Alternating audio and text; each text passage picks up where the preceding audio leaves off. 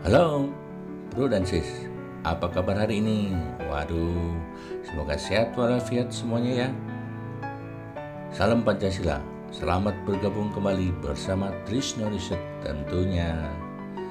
Ya, namanya juga riset, apa-apa yang menghasilkan pemikiran baru demi kemajuan tentu ada di dalamnya.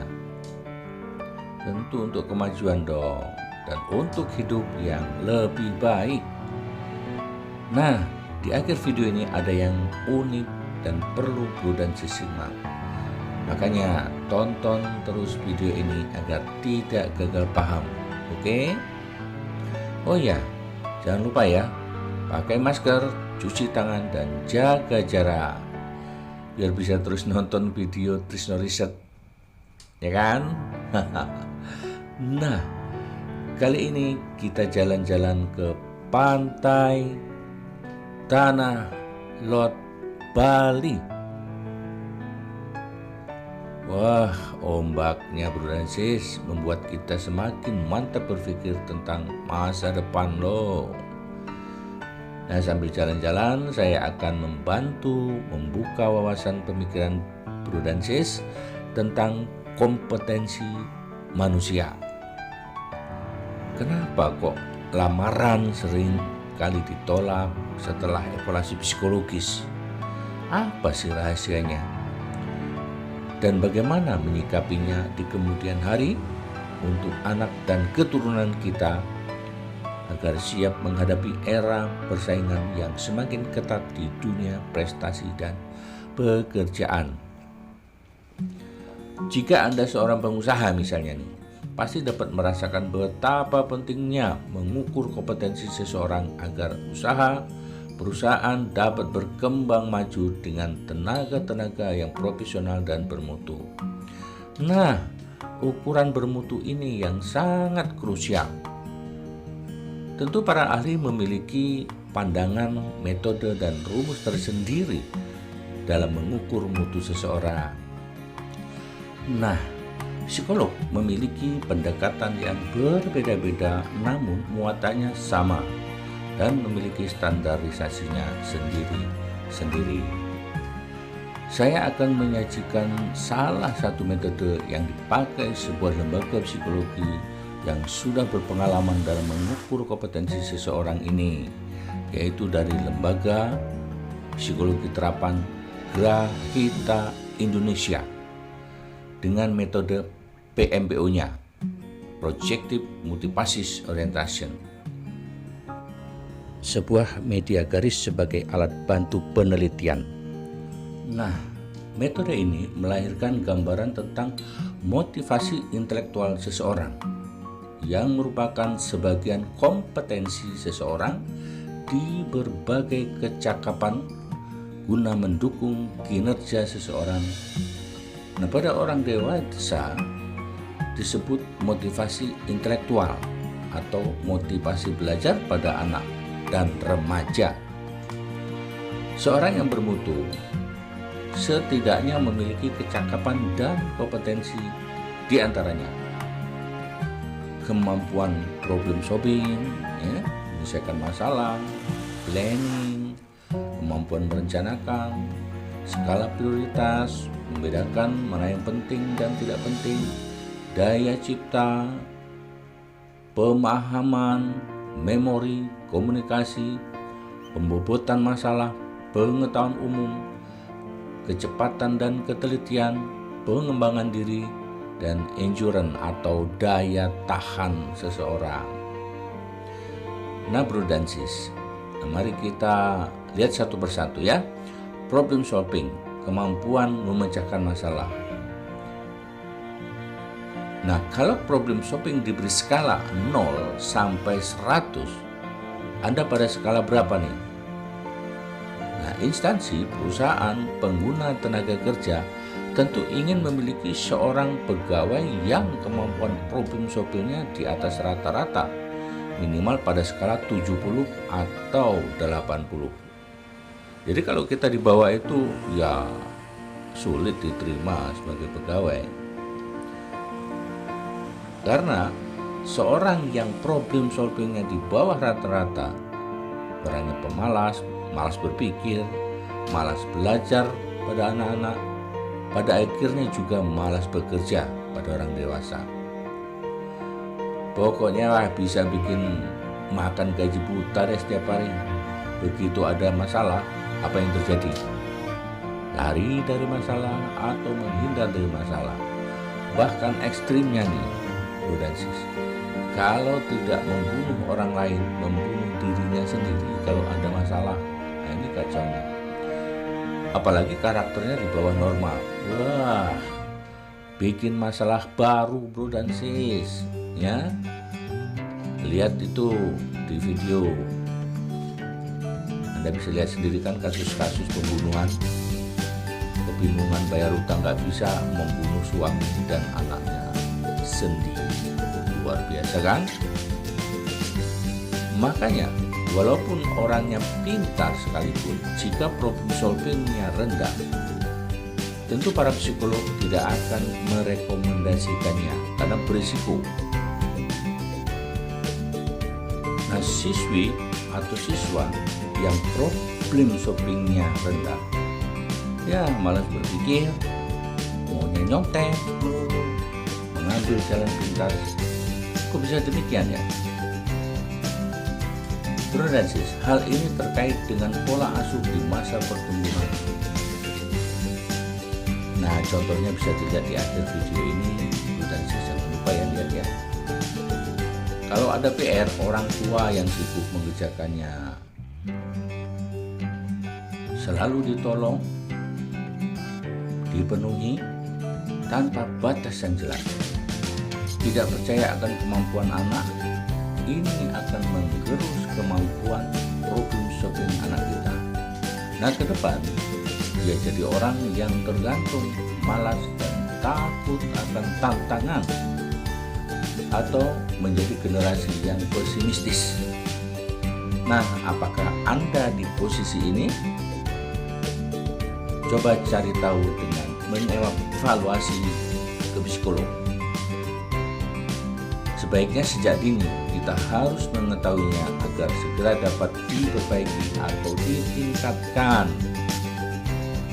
Nah, sekarang kemampuan planning, merencanakan. Seorang yang planningnya rendah, di bawah rata-rata atau bahkan buruk, terkesan ceroboh, asal-asalan, tanpa program atau rencana yang jelas, tentu hasil kerjanya ya tidak maksimal. Banyak yang lupa atau ketinggalan, amburadul istilahnya. Seorang anak yang planningnya rendah tentu malas belajar, karena belajar sebagian dari planning itu sendiri. Kenapa ada orang yang planningnya di bawah standar ini? Jelas di masa pertumbuhan tidak ada role modeling dalam membuat perencanaan atau program yang jelas. Waktunya bermain, malahan belajar. Waktunya belajar, malahan bermain. Nah, latih anak membuat planning yang jelas.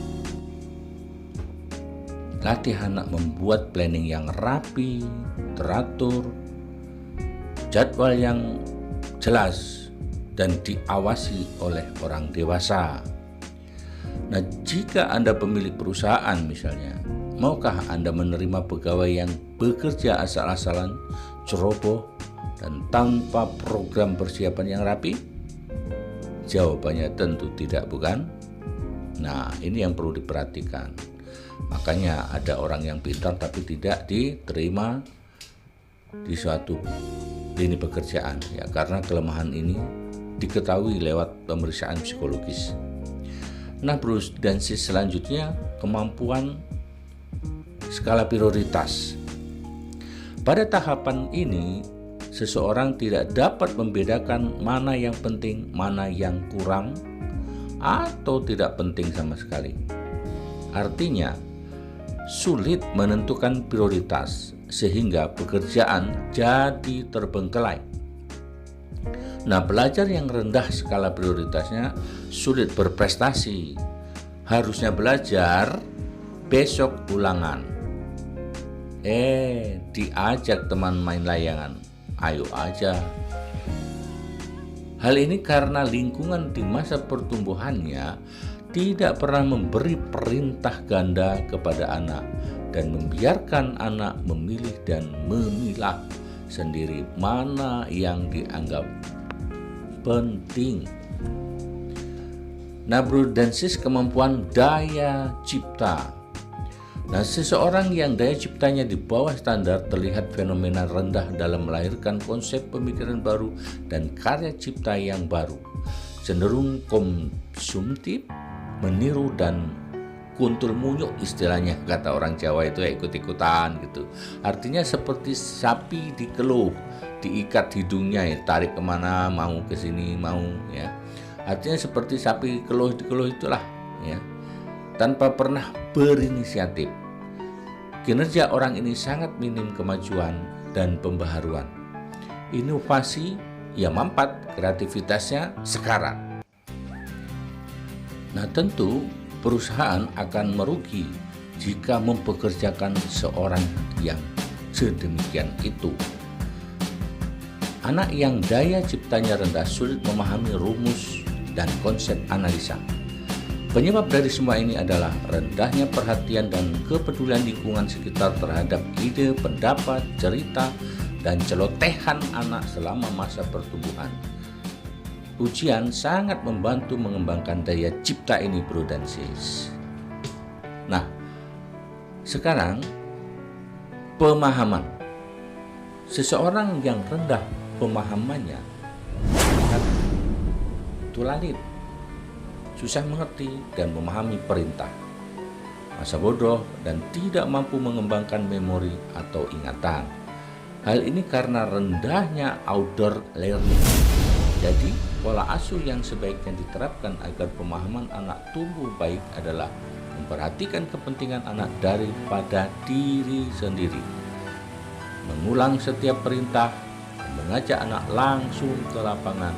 Jangan hanya belajar di ruangan saja. Sekarang kemampuan memori. Seseorang yang memorinya di bawah normal terlihat pelupa, reviewingnya lemah sekali, sulit mengingat yang telah berlalu, bahkan tidak mampu menyimpan dalam jangka panjang. Bayangkan jika seorang karyawan demikian ini, perusahaan akan kalang kabut, data semrawut, tidak mampu melaksanakan program jangka panjang dengan baik.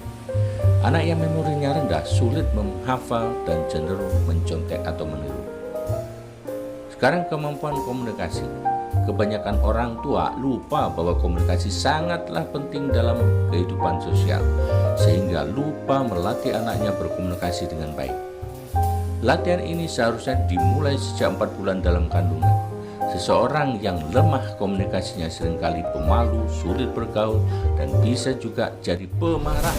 Jika anak-anak ya cengeng tentunya, mudah tantrum, ya, marah nggak jelas karena tidak bisa menyampaikan keinginannya. Perusahaan atau instansi yang memiliki pegawai yang rendah komunikasinya tentu akan merugi dan sulit berkembang. Nah, sekarang kemampuan pembobotan masalah. Seseorang yang rendah pada aspek ini sulit membedakan mana masalah yang penting dan tidak penting. Bahkan seringkali berkutat pada masalah sepele yang seharusnya tidak perlu dibahas. Kinerjanya lemah dan tidak efektif. Terkesan suka cari masalah, dan ini disebabkan hilangnya perhatian terhadap pola asuh, membedakan, menggolongkan, dan membobot suatu persoalan selama pola asuh dilakukan. Pengetahuan umum. Seseorang yang rendah pengetahuan umumnya tentu sulit bersaing, enggan melakukan perubahan, dan terkesan kampungan atau terbelakang, sulit menerima kemajuan. Nah, jika karyawan perusahaan demikian, pastilah terancam gulung tikar. Bagaimana tidak? Orang sudah sampai ke bulan, kita masih berkutat pada masalah yang kuno dan terbelakang. Anak yang pengetahuan umumnya terbatas, sulit bergaul, kurang percaya diri, dan pemurung, suka mengasihkan diri. Nah, maka bawalah anak selalu eksplorasi, jalan-jalan, dan studi banding. Kecepatan dan ketelitian. Bro dan sis, baru-baru ini terjadi ledakan mengerikan di Beirut. Ini akar masalahnya adalah kecerobohan. Bahan pupuk yang bisa meledak dibiarkan menumpuk bertahun-tahun di tengah padat penduduk. Seorang yang kecepatan dan ketelitiannya rendah terlihat ceroboh dan sering lupa sesuatu. Ini sangat merugikan dan bisa menghancurkan. Fenomena ini sebenarnya terkait tidak menggunakan evaluasi yang ketat sehingga anak tidak tahu batas keberhasilan suatu tugas atau pekerjaan. Ya, sampai dewasa nanti akan jadi generasi ceroboh. Kemampuan pengembangan diri. Seseorang yang pengembangan dirinya rendah, malas untuk memperbaiki prestasi, sulit maju dan berpikir terbatas. Hal ini karena dalam masa pola asuh terjadi traumatik yang sulit dilupakan, dikritik terlalu keras, luka batin karena omongan dan makian, ejekan. Tapi bagi yang karakternya bagus, justru sebaliknya menjadi dorongan motivasi untuk maju ke depan yang lebih baik. Jangan pernah mengkritik, menghina, dan melukai hati anak selama dalam perjalanan pola asuh, terutama balita hingga akil balik. Kemampuan endurance, daya tahan. Seseorang yang endurance-nya rendah cenderung merusak aturan, menentang aturan, tidak betah di kantor, tidak betah belajar. Waktu kerja belum habis sudah alasan nongkrong di kantin. Sering korupsi waktu. Bagaimana tidak bangkrut punya karyawan yang demikian ini, bro dan sis. Penyebabnya adalah hilangnya aturan yang konsisten selama pola asuh anak diterapkan di masa pertumbuhannya. Oleh karena itu, untuk membangkitkan kemampuan endurance atau daya tahan ini, kita sebagai orang tua harus secara konsisten dalam menegakkan aturan-aturan di dalam rumah tangga, di dalam pola asuh sedemikian. Nah, bro dan sis, sampai di sini pembahasan kita kali ini. Sampai bertemu di video selanjutnya. Dan tak lupa, sebagai insan Pancasilais, jangan lupa berdoa ya. Amin. Bye-bye.